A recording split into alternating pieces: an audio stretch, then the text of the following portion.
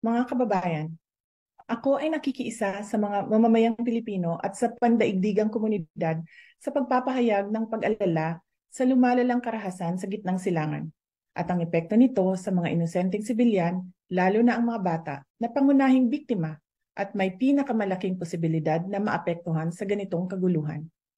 Ako'y nananawagan sa aking mga kapwa Pilipino na ipahayag ang isang tigil putukan at dalhin ang usapin ng kapayapaan sa mesa.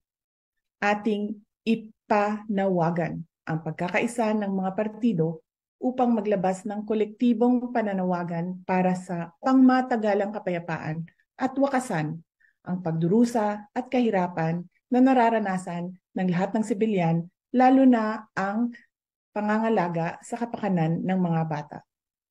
Ang patuloy na kaguluhan ay may malaking epekto hindi lamang sa kaligtasan at seguridad ng mga Pilipino na naninirahan sa mga apektadong lugar, kundi pati na rin sa kanilang mga pamilya sa Pilipinas na umaasa sa kanila para sa pinansyal na suporta. Kaakibat nito, binibigyang diin ko ang paghahanda ninyo, mga kababayan ko, sa posibleng kahirapan na dulot ng pandaigdigang kaguluhan. Kinakailangan nating tiyakin ang seguridad sa pagkain na maaaring dumating dahil sa ganitong sitwasyon ng hidwaan. Sa pag-aalalang ito, nais kong bigyang diin ang kahalagahan ng pagsuporta sa mga mapayapang solusyon na makakatulong sa pangmatagalan na kapayapaan. Ang pagtindig para sa kapayapaan ay pagtindig para sa mga bata at sa kinabukasan ng ating bansa.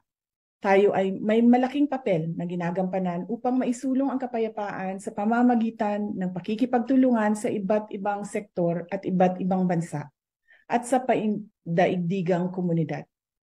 Sa ating mga sariling paraan, maaari tayong maging tagapagtaguyod ng pagbabago at pag-unlad na may tuon sa kapayapaan at katarungan.